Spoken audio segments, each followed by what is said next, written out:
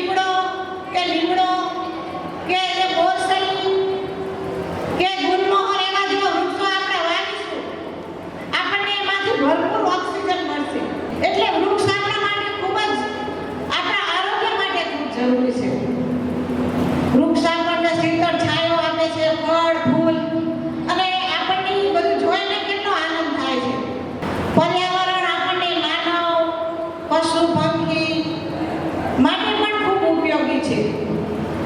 પર્યાવરણ જાળવણીથી ભરપૂર આપણને વરસાદ આવે છે.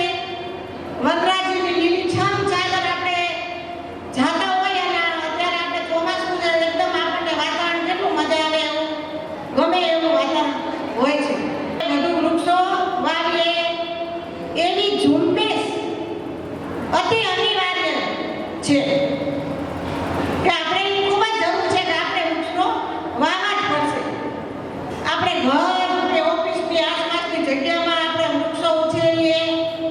ઓછી જગ્યા હોય તો આપણે કિચન ગાર્ડન પણ બનાવી શકીએ.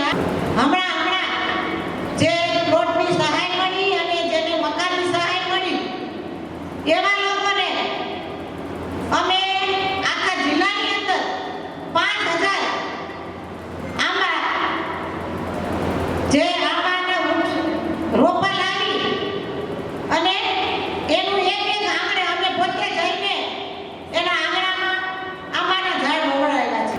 તો આપણે ત્યાં કોઈ મંદિરે પણ વૃક્ષો ઓછા હોય તો આપણે ત્યાં પણ એક વૃક્ષો વાવીએ અને આપણા દેશના વડાપ્રધાન એક પેડ માંગે ના નું જે અભિયાન ચલાવ્યું છે એમાં તમારા સાથ સહકારની ખૂબ જરૂર છે.